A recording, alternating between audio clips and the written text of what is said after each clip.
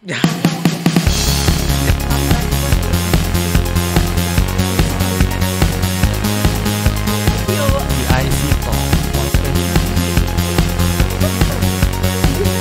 Mohon maaf Bapak Ibu.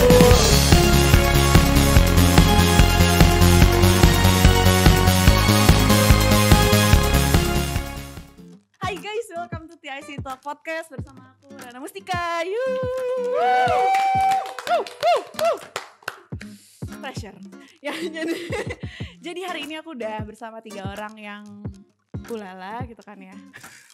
Ulala itu adalah sebuah pujian ya. Di kamusku ulala itu kasta tertinggi daripada luar biasa. Kan luar biasa bisa peres kan? Ya nggak mesti, Cuk?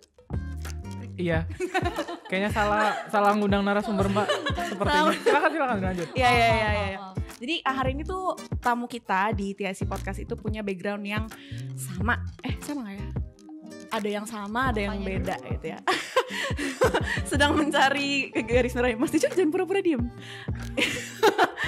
Saya ngomong dalam hati. Iya. Silakan dilanjut. Jadi mereka bertiga ini punya background yang sama. Jadi sama-sama manajemen trainee SI angkatan pertama, betul ya? Betul. Angkatan penjajah. Iya, betul ya? Iya.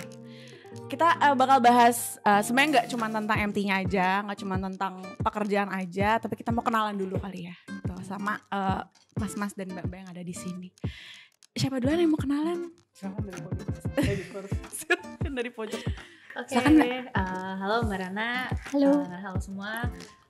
Saya Distia Lita Saputri, bisa dikenal Distia. Saat ini saya di DBS Governance and Institution. Apa lagi ya perkenalannya? Posisinya sekarang Sebagai PLT Section Head di Manajemen Consulting 2. Manajemen Consulting 2. Oke. Berikutnya Mas Tejo, silakan. Perkenalkan saya Martianto Tejo, biasa dipanggil Tejo. Sekarang pendapatan di DBS OGRE, Oil Gas and Renewable Energy di marketing. Udah berubah ya jadi OGRE ya? OGRE, tapi agak ini sih. Berubahnya tadinya OGE, sekarang jadi OGR. OGR. Aja. R aja. OGRE-nya nggak ada. Jadi 3 Jadi semua emang- kan sekarang? Oh gitu. OGRE. Kan CME, GNI. OGR. Memang renewable sih di pushnya mungkin. Oh berarti kalau ini GNI. GNI, tapi Bukan kepanjangannya GNI. masih sama kan? Masih sama, N-nya ya N. Oh, GNI bukan GI ya. N-Education gitu ya. Iya, pengen. Mbak juga jadi CME kan? Ya, Ada kalau itu- environment-nya. Tapi itu kan udah lagu lama gitu, ini kayak baru tuh. Oh. GNI sama GNI gitu kayak baru. Iya. Sebenarnya energi juga masuk renewable energy sih, tapi ya mungkin focusing PTSI mungkin ke Udah arah mau sana. biar mindsetnya Ya, mindsetnya berubah ke renewable. Ya. Ya, menarik. Serius ya? Serius ya ini? Masih awal ya. Masih awal. Belum ke spill. Berikutnya, Mbak Iren silahkan. Mami. Iya, aku salah kenal Irena Gloria namanya. Dari DBS CME, Coal Mineral Environment ya sekarang. Iya, betul itu aja. Aku Tanya dong. jangan dibully dong di sini hostnya. Ya. Soalnya aku sama Beren dulu kayak sempat sedivisi lama gitu. Jadi Iya, udah banyak kenal gitu ya. Apa yang dirasakan? Apa yang dirasakan sedivisi sama Mbak Iren? jadi Mbak Iren tuh membuat junior-junior cukup oh gitu ya. Oh, itu apa tuh? Kayak contohnya tadi tuh yang duduk di situ. Iya, kayak cukup trauma gitu. Ini bawa dampak buruk tuh ya, karena ternyata. Tapi tergantung mentalnya ya. Mungkin kalau mental kayak saya gitu kan trauma sih.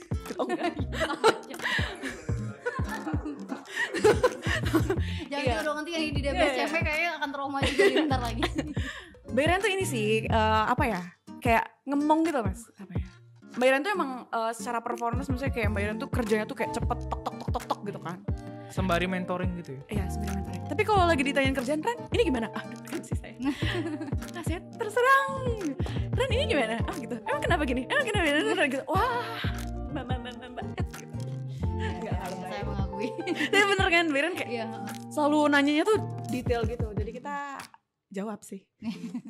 Saya gitu dong. Tapi Kangen atas nggak kerjaan- Mbak Iren di DHC? Oh kangen dong. Soalnya Soalnya kerjaannya di banyak ya setelah itu. guys, Udah kan? Nah, udah. Jadi background tiga-tiganya dari manajemen trainee, betul ya Mas Mbak ya, 2019. 2019 itu semuanya fresh graduate atau ada yang udah berkarir di tempat sebelumnya mungkin? Kalau aku fresh graduate kemarin, jadi habis lulus cari kerja. Kebetulan pas di sini juga lagi buka, jadi ikut program ini. Ikut program ini. Tapi daftar-daftar di tempat lain juga. Iya, daftar lain juga. Tahu SI berarti dari LinkedIn atau? Dari ya bukannya tuh kalau salah itu aku lihatnya dari Instagram deh. Itu tuh ada lowongan buka surveyor. Wah apa nih surveyor? Coba deh daftar gitu kan. Oh BUMN ya udah coba daftar. Ya biasa fresh graduate kan, ya apa aja di daftar lah. Iya. Sama lagi buka daftar. Dengar-dengar waktu itu. Tahu SI nggak? Sebelumnya Saya tahu SI. sudah browsing sih. Oh, browsing. Iklannya gitu. Masalah iklannya nggak sengaja. Iya. Saya juga dulu nggak tahu sih SI. Saya cuma tahu teman saya kerja di SI kan. Terus kayak, SI apa ya gitu. Tapi setelah masuk sini, oh jadi saya jadi tahu. Oh, itu dia. Gitu. Tahu aja tuh sama cinta. Iya. Ya oke Mbak, terima kasih. Kok Mas Tejo? Dari pertanyaannya apa? Allahu Akbar. Fresh grade atau Iya. enggak ya? Kebetulan enggak. Jadi udah kerja dulu. sekitar 14 bulan. Oh kaget aku 14 tahun. Tua banget ya Bu. Katanya fun Mas. Mas Tejo ini luar biasa. Kenapa? Takut banget. Kenapa tiba-tiba diserang saya? Kenapa saya tiba-tiba diserang? Aku takut. Kayak dia kan biasa itu kan kalau misalnya kelahiran 96 tuh fresh grad gitu kan. Dia ini kelahiran 96 tapi udah angkatan 2012 yang kita tuh kayak luar biasa Kerja duluan sih. ya? Iya kerja duluan. Oh gitu ya? Gimana sih? Ya mungkin nggak TK Mbak, jadi langsung SD. Oh langsung akselerasi ya anaknya. Akselerasi waktu TK betul. Iya juga ya, Mas kan kelahiran 96 kan. Tapi udah kerja 14 bulan. Beda gitu kan. Kenapa ya Mas? Waktu itu kebutuhan. Iya kebutuhan. Butuh uang memang. Butuh uang sih, betul. Kita kerja karena butuh uang sih. Betul. Iya. Tapi waktu itu emang bener-bener karena kebutuhan aja atau emang nganggur? Maksudnya kayak ngapain nih gue kuliah doang gitu, terus pengen kerja gitu kan?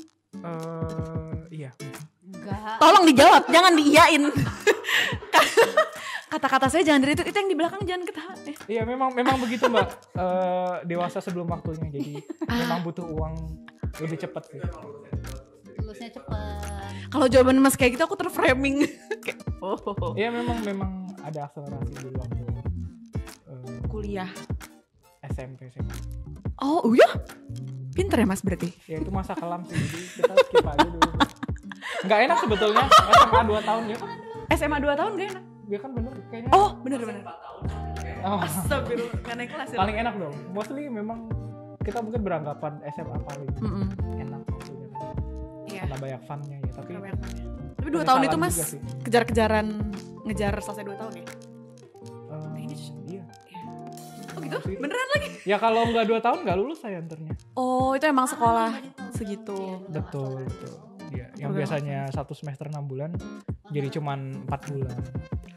Oh. Sebenarnya lebih mahal Mas. Tapi hitungannya lebih irit sih sebetulnya. Lebih irit. Karena saya masuk kuliah sebelum UKT menyerang. Sekolah di mana Mas itu? Semarang. Mbak silakan. Kalau Mbak Iren nih. Jadi saya Buat anak saya. Oh di Semarang. Iya. Menarik program. Axel itu pengen sendiri. Emang pengen? 50-50. Oh ada. Lebih tepatnya saya lupa sih. Dulu pengen di brainwash daftar aja. sendiri atau orang tua. Oh gitu iya. Tapi alhamdulillah kan jadi bisa lebih cepat masuk ke dunia kerja gitu nggak? Betul. Ya, lebih cepat ketemu SI. Ya oke. Oh iya. Oke. Boleh saya lanjut? Silakan. Dari tadi. Silakan Mbak Iren. Oh enggak, aku enggak berat. Aku juga udah kerja 1,5 tahunan gitu ya. Oh 1,5 tahun di luar. Bagiannya apa Mbak dulu? Bagiannya Aceh. dulu SDM juga lebih ke rekrutmen. Kalau ini fokus sih gitu udah rekrutmen aja. Oh oke. Pertanyaan berikutnya. SDM juga. Di mana sih kok aku baru tahu dirimu udah kerja duluan? Oh udah sebut nama. Enggak, industrinya ya. Industri. Itu di industri retail mobil gitu. Oh retail mobil. Tebak nih. Ya Allah, Pip. Maafin ya, tentang aplikasi. Appliansi. Jadi ini sebut orang Kan nanti bisa di tip.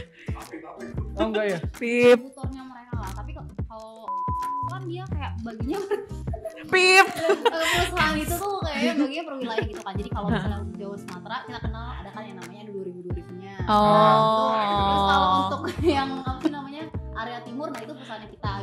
jadi Oh. bagian keluarga gitu. Multinational company dulu ya? Enggak lah. Justru dia lebih ke keluarga sih, perusahaan keluarga. Oh, perusahaan keluarga. Jadi kayak CEO-nya siapanya, ininya siapanya. Ya. Saya baru tahu loh. Ini Saya juga baru tahu. Saya baru tahu. Kayaknya nggak pernah ada yang berani nanyain Mbak Iren macam-macam sih. Jadi, Image saya kok agak menakutkan. oh iya. Iya, image Mbak Iren, Kembali Mbak Rana. image Mbak Iren tuh wanita karir gitu loh Mbak, kayak mom. Enggak ya?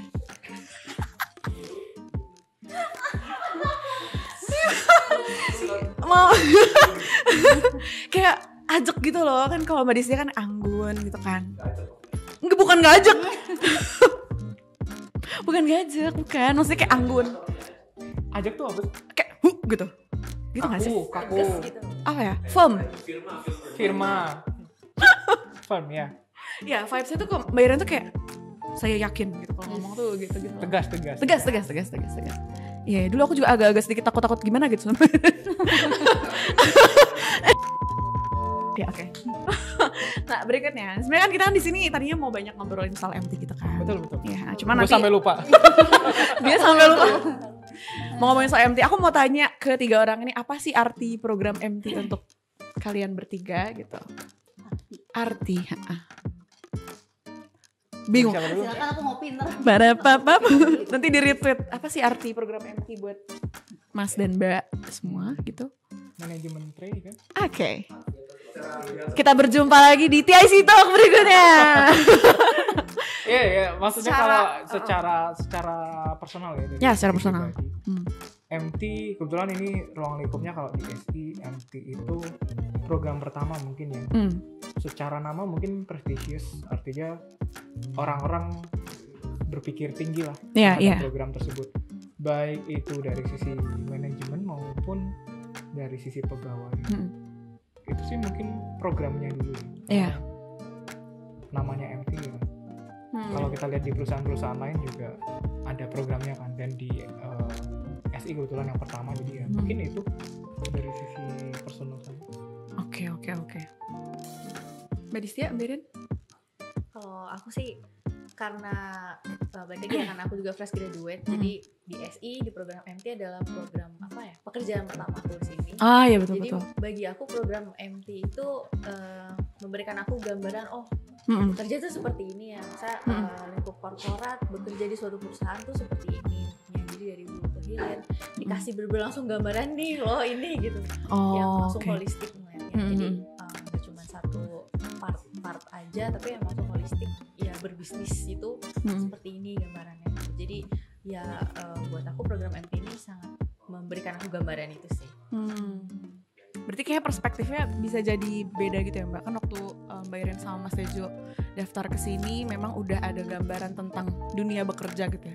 Mungkin kalau Mbak Distia waktu awal-awal baru lulus gitu kan, terus dihadapkan dengan pemahaman perusahaan yang tiba-tiba banyak yang harus dipelajari gitu kan. Terus belum lagi teman-teman waktu masuk gitu kan, masuk terpilih itu ngelihat teman-teman di sekitar itu kan baru kenal ya gitu, menjadi saingan.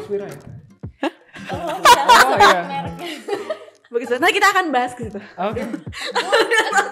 Ini kan adalah kejutan untuk semua orang kan? Oh gitu ya. Ya kan? Iya. Waktu itu Mbak Distia ngelihat mungkin ada rekan-rekan MT juga yang lainnya yang udah bekerja lebih lama di industri yang mungkin berbeda. Mungkin ada rasa takut atau kayak ada rasa ini gimana ya? Aku akan melewati perjalanan MT ini kayak gitu-gitu ada nggak?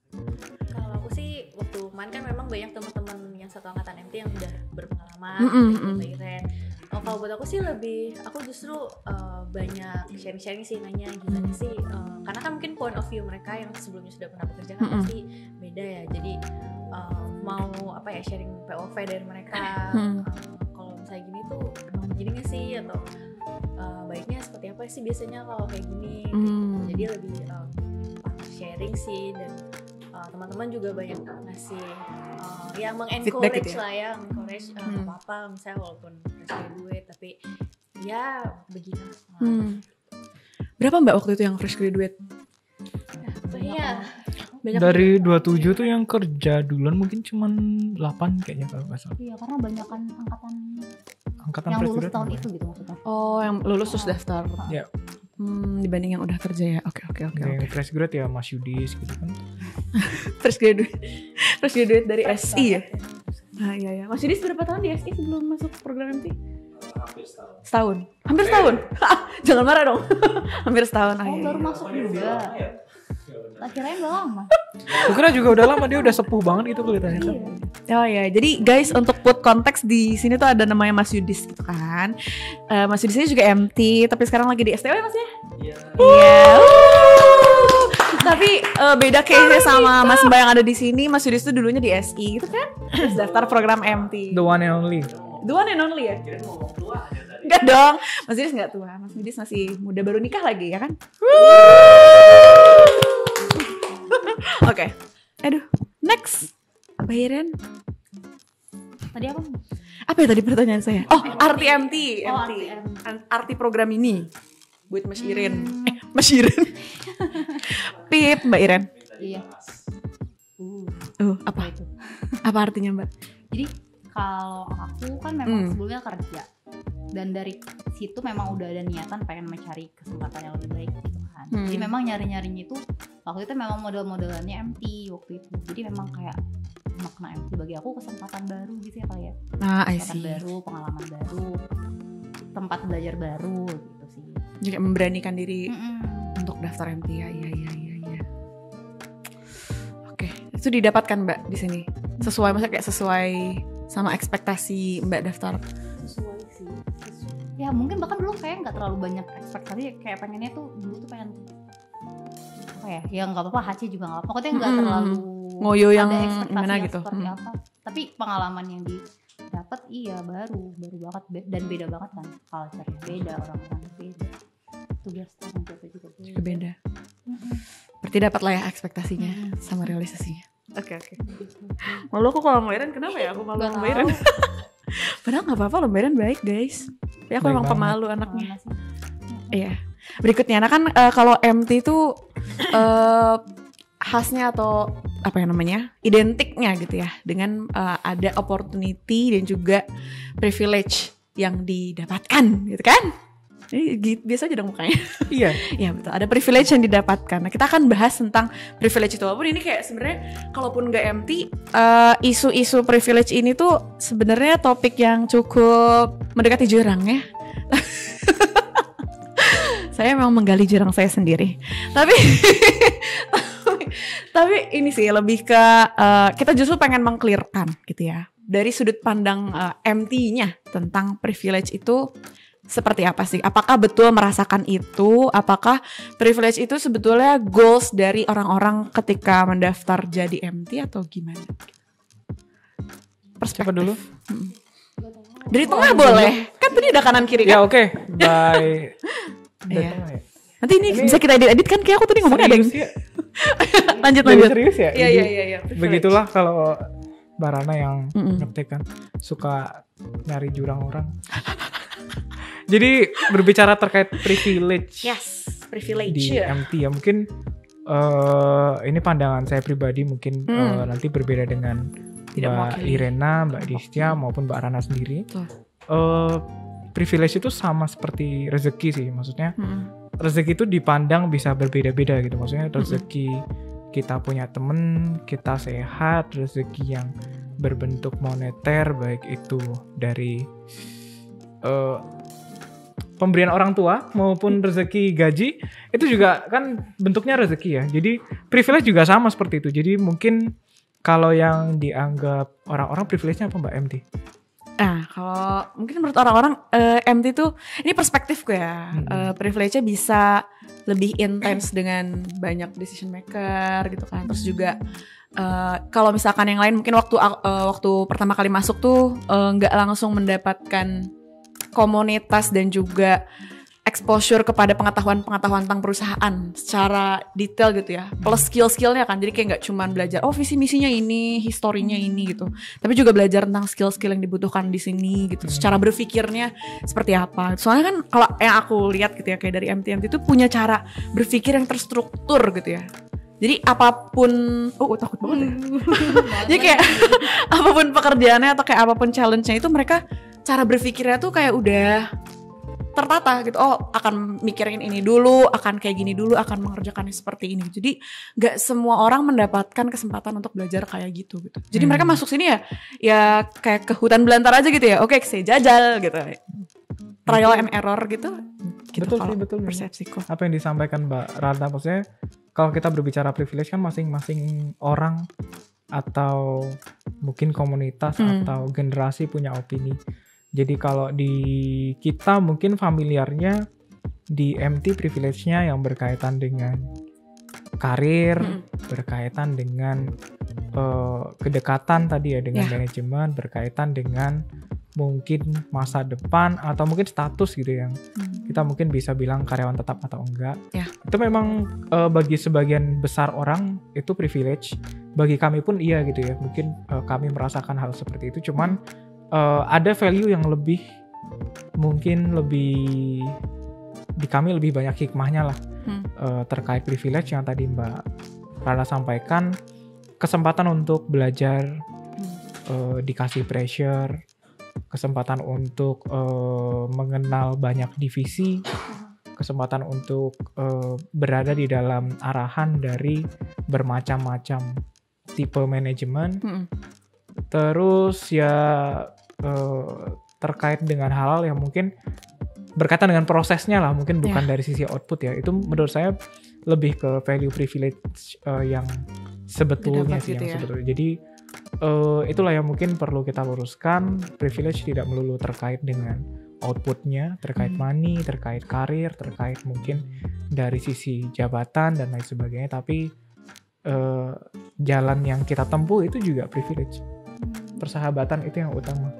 Persahabatan. Maksudnya ya begitulah. Betul. Apa hal yang kita lalui lah. Kalau kata orang-orang senja tuh sebetulnya naik gunung itu puncaknya itu bukan goalnya gitu kan. Tapi ketika kita nanjak bareng siapa, kondisinya gimana, apa sih yang di-sharing di situ, itu yang mungkin nantinya kita rindukan sih daripada puncak itu sendiri. Ya puncak tetap privilege kan. Iya. Wah. Privilege-nya itu justru kesempatannya ya. Tapi ketika kita ada di sana, ya kita berdiri sendiri, kita mau ngapain di situ, itu kan bukan privilege, itu kan keputusan tindakan yang kita ambil. Betul. Kita dikasih tempat, iya, cuman kan yang menentukan kita berhasil atau tidak gitu. Ya, masing-masing pribadi. Dikasih treatment yang sama, pressure yang sama, terkait dengan programnya juga kan bareng dari berapa bulan sih? 14 bulan mungkin ada ya? Sebulan tuh program kalau nggak salah. Oh enggak, maksudnya setahun kan tambah sampai Mei. Iya, benar setahun sampai ya 2 yang beda program kali ya kita. Sampai 16 bulan lah kita dikasih kesempatan yang lebih lah daripada yang lain, dan itu proses yang kita lalui itulah yang mungkin aku sebut privilege-nya di situ. Iya, kayak semua orang dapat tools yang sama, tapi gimana dia menggunakan itu gitu ya, yang sebetulnya privilege yang dioptimalkan gitu ya. Karena kalaupun orang punya kesempatan tapi mungkin nggak dipakai dengan baik juga, ya sudah gitu. Iya. Sepakat. Betul.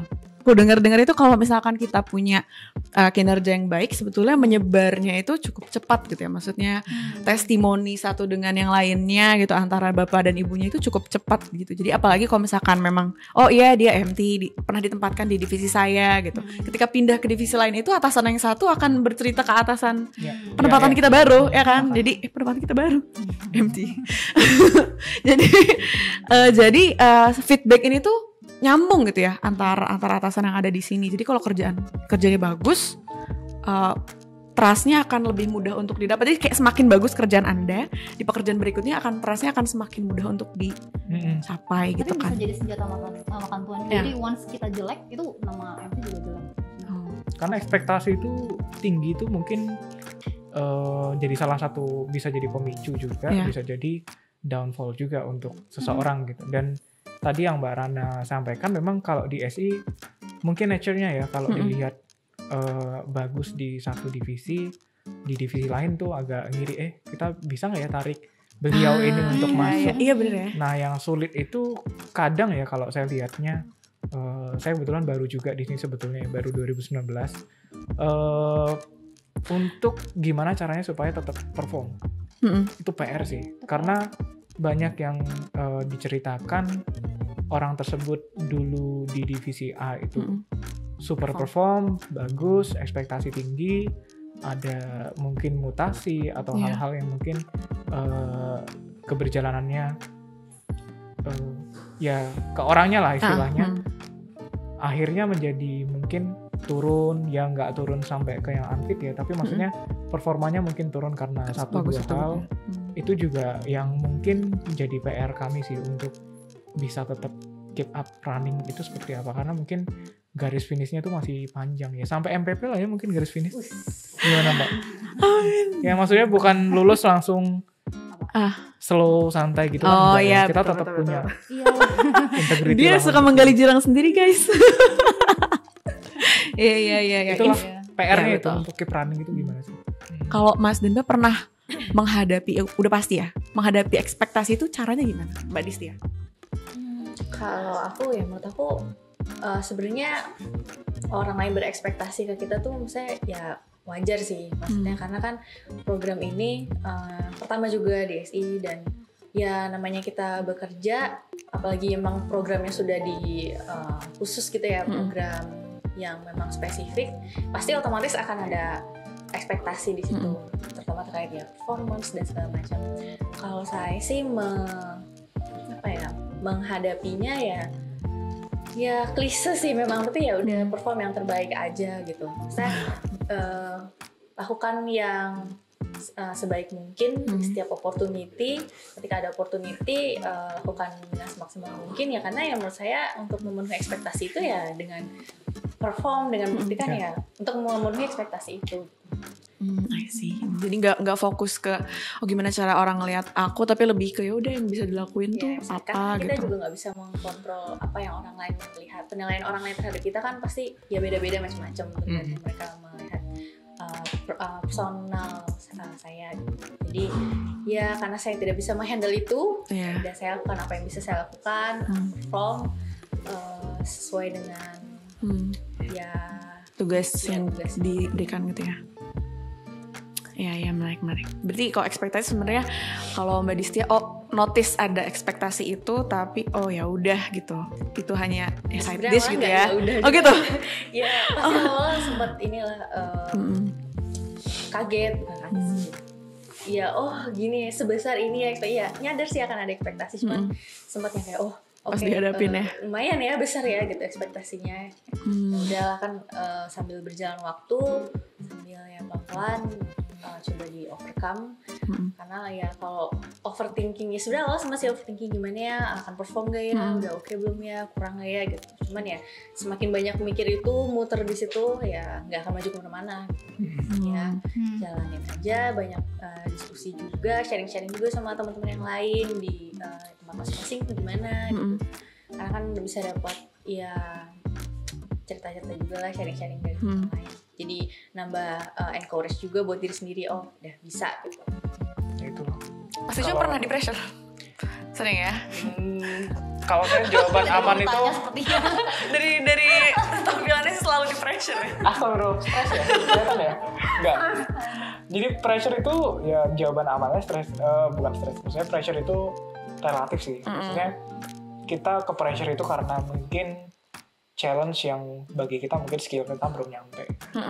Kalau ada challenge yang mungkin skill kita itu udah kompeten di challenge tersebut, mungkin kita easy going masih oke gitu. Tapi pressure itu datang ketika challenge-nya mungkin terlalu tinggi atau kita belum pernah coba overcome. Jadi kalau di kita contohnya mungkin pressure-nya adalah generasi MT pertama. Itu yang mungkin kita nggak tahu nih ekspektasinya sampai sejauh mana sih dari pegawai lain, dari manajemen, dari DHC utamanya, itu pressure kami dulu. Nanti mungkin berdampak juga ke teman-teman pegawai lain yang non MT. Pressure-nya adalah gimana caranya supaya kita bisa kerja lebih bagus daripada teman-teman yang di MT, kita tunjukin bahwa kita lebih perform dan lain sebagainya. Pun begitu dengan MT setelah ini juga mungkin pressure-nya akan ada juga gitu. Jadi gimana caranya supaya kita, ya saya nggak bilang over proud untuk MT yang pertama tapi gimana caranya supaya at least bisa menyamai performanya dari MT yang pertama. Pressure itu selalu ada sih, cuman kita tadi kalau yang disampaikan Mbak Disti terkait overthinking, mau ukur pressure-nya itu kita bisa ngapain nggak sih? Kalau enggak ya itu nanti jatuhnya ke stres. Kalau kita menganggap bahwa itu memang challenge yang bisalah kita lakuin dengan kerja keras, dengan mungkin kerja cerdas kalau orang bilang sekarang ya, dengan konsul ke teman-teman yang lain atau mungkin mentor kita, itu ya mungkin nggak terlalu berpengaruh lah ke kehidupan mungkin. Itu sih Mbak. Mungkin kalau pressure itu tadi relatif mungkin. Iya, toh ada di tempat yang sama pun ada pressure, ya nggak sih Mas? Maksudnya memutuskan untuk misalkan ada yang nggak mau misalkan mengikuti akselerasi karir mungkin karena rasa takut tadi gitu kan ya. Padahal ini kan memang chance-nya terbuka untuk semua orang gitu kan.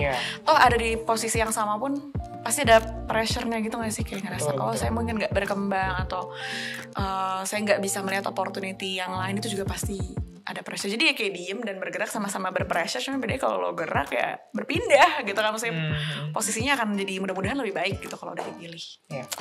Menarik ya, sudut pandang tentang pressure-nya sendiri gitu.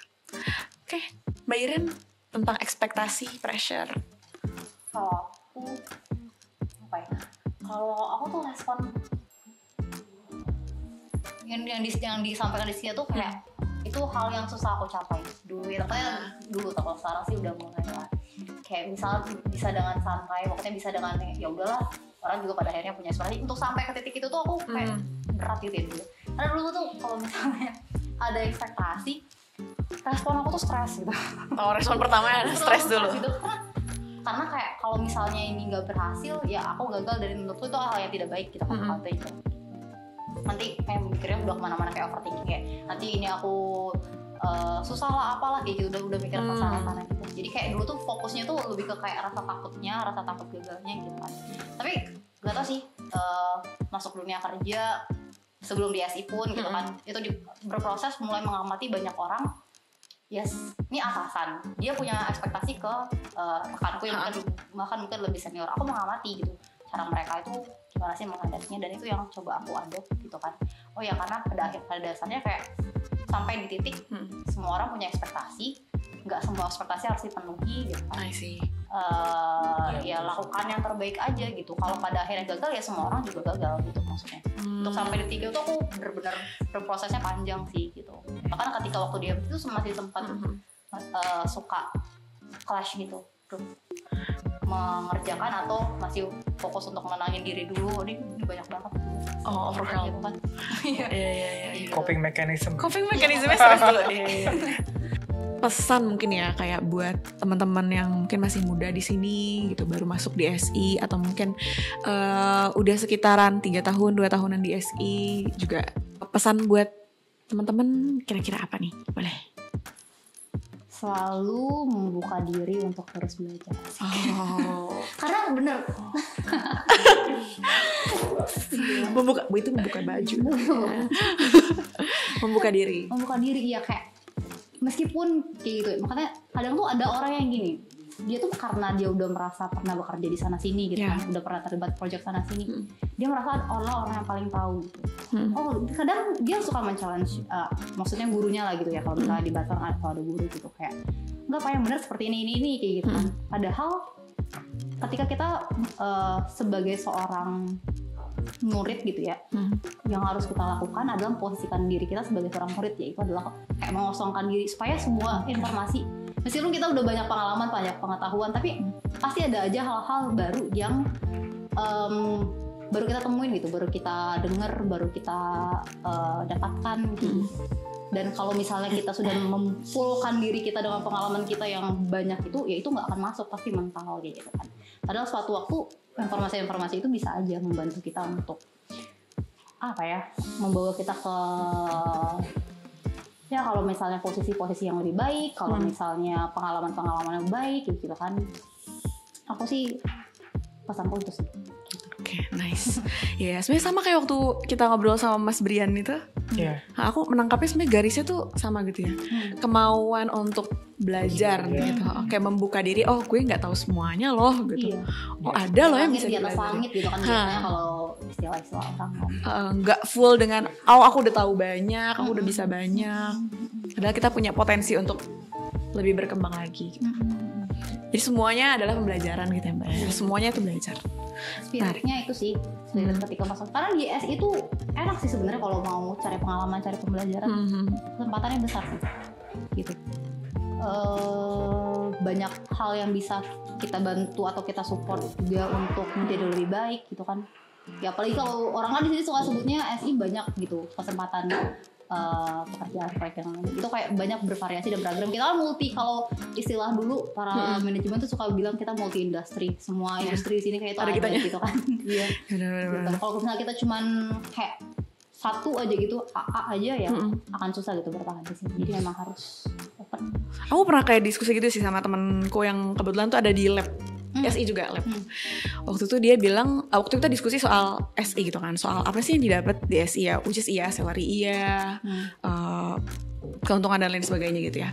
Waktu itu sempat ngobrol, tapi sebenarnya untuk cari company atau perusahaan yang kita bisa belajar sebebas itu tuh sulit loh gitu. Maksudnya nggak semua perusahaan itu kita bisa mengeksplor dan belajar kayak kita di SI gitu. Kayak di situ tuh dia bilang, walaupun dia masih muda gitu ya, tapi dia dikasih kesempatan untuk megang project, dia dikasih kesempatan untuk menghadapi klien secara langsung gitu, yang which is di beberapa perusahaan mungkin ada culture yang berbeda, itu tuh belum bisa dilakukan oleh yang muda-muda misalkan seperti itu kan. Jadi sebenarnya kalau orang kadang-kadang terfikirnya benefit hanya sesuatu yang sifatnya mungkin terlihat gitu ya dan materials, dia juga ngerasa oh ternyata punya kesempatan buat belajar gitu dan dieksposkan ke pekerjaan-pekerjaan itu juga bentuk dari benefit yang dia dapatkan. Mbak Destia, pesan Mbak, boleh?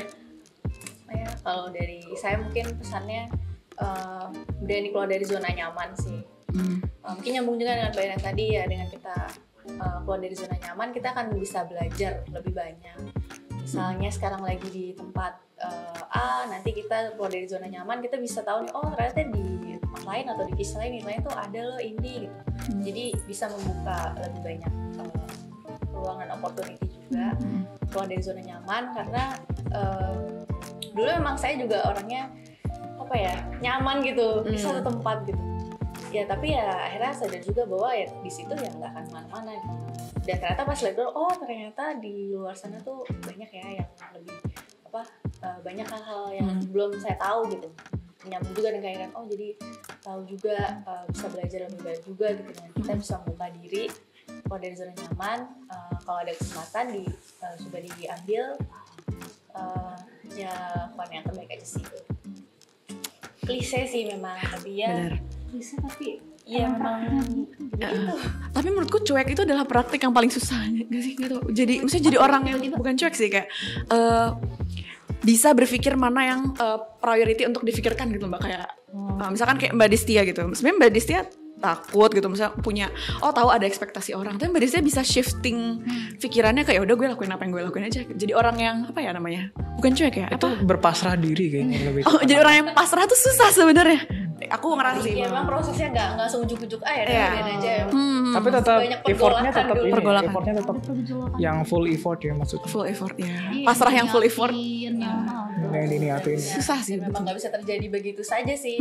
Kata Mas Ijo tadi, emang harus ada yang dibayar. Aku selalu appreciate sih, aku selalu kagum dengan orang-orang yang bisa, misalnya memang melatih dirinya untuk berpikir apa yang penting untuk difikirkan gitu, apa yang harus dilakukan gitu. Memilah-milah. Nah, sometimes kan karena semua terdisrupt gitu kan, maksudnya kita apalagi zaman sekarang ya sangat mudah untuk melihat kesuksesan orang. Jadi itu sangat mudah untuk merasa entah itu iri, FOMO, atau merasa takut ketinggalan gitu, atau ngerasa kayaknya gue ini deh kerjanya nggak sesuai sama ekspektasi orang. Dia sangat mudah untuk merasa kayak gitu loh Mbak. Membandingkan gitu ya? Ya, membandingkan diri itu sangat mudah. Jadi kita malah nggak punya prioritas yang difikirkan gitu. Malah kita nggak sesuai target. Oh kita harusnya mencapai A gitu. Tapi karena banyak gangguan dari kanan kiri, ada kita malah memikirkan yang lain yang nggak membantu kita untuk mencapai A gitu. Itu ini sih adalah sebuah latihan ya Mbak ya. Kalau yang dari psikologi gimana? Ya. Menurut dari sudut pandang ilmu psikologi, asik, takut banget. Itu emang susah ya Mbak, atau sebenarnya ada latihan yang bisa dilakukan? Sebenarnya tuh untuk bisa memilah-milah kayak gitu tuh disiplin aja sih. Disiplin dan banyak-banyak refleksi diri. Ini penting gak ya buat gue pikirin gitu? banyak self talk ke diri sendiri gitu. Emang kalau gue pikirin dampaknya apa sih gitu. Aduh, Mindful. Gue belum sampai situ sih. Belum sampai situ. Harus belajar. Kadang ya itu bergantung dari gitu. Kalau dulu waktu gue kuliah, dosen tuh bilang, masa sih kalian nggak ada kayak kamar gitu di kepala yang bisa dibuka tutup gitu, maksudnya kayak once gue di tempat kerjaan yang gue buka ya ini gitu, yang gue pikirin ini gitu. Ketika di rumah yang perlu gue pikirkan ya ini sih. Itu waktu gue kuliah. Biar nggak ketukar gitu ya? Iya, dan itu disiplin dan banyak refleksi ke diri gitu. Ngapain gue pikirin di saat jam kerja? Gitu. Emang ada yang akan merubah sesuatu gitu.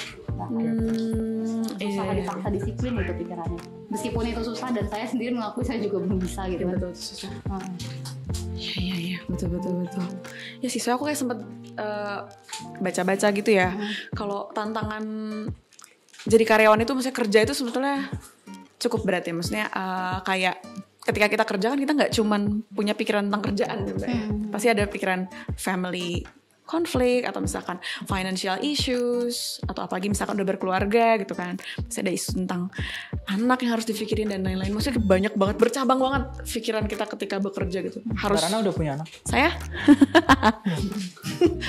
Opa. Oh iya. Belum punya. Iya, tapi maksudnya gitu. Jadi kayak harus belajar untuk memilih kamar itu ya Mbak ya. Mana yang harus dipikirin, prioritasnya gitu ya. Tapi make sense. By the way, kita belum mengencourage yang mau daftar. Iya. Gimana? Mau mengencourage? Siapa Mbak Distia? Iya. Boleh nanti kalau mengencourage kita tag video tersendiri. Oh gitu. Ya biar bisa di-share kan. Okay.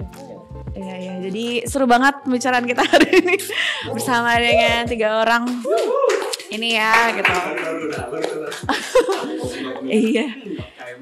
Ya jadi sebenarnya tadi kita ngobrol udah cukup banyak, dari mulai MT, ngomongin privilege juga udah, ngomongin point of view tentang itu juga sudah, ngomongin tentang journey-nya udah, ngomongin tentang pressure, ekspektasi, sampai tadi juga ada pesan-pesan untuk warga-warga gitu ya. Ya guys, itu dia tadi episode TIC Talk Podcast bersama aku Rana Mustika dan 3 orang narasumber kita hari ini. Terima kasih banyak Mbak-mbak dan Mas-mas sudah hadir ya. Walaupun memang mendadak dangdut ya. Jadi tadi kita ngobrol-ngobrol terus kayaknya seru buat di podcast ini, jadi kita podcast gitu.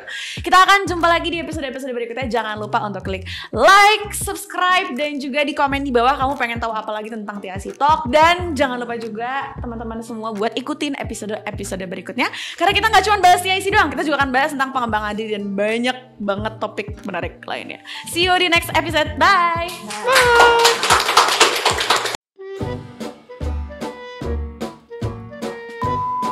Ya, hi guys, welcome to TIC. Cut. Pokemon favorit? Apa tuh? Emang suka Pokemon? Kebetulan enggak. Enggak. Punya hobi nggak, Pak? Oh, Digimon maaf. Itu Digimon.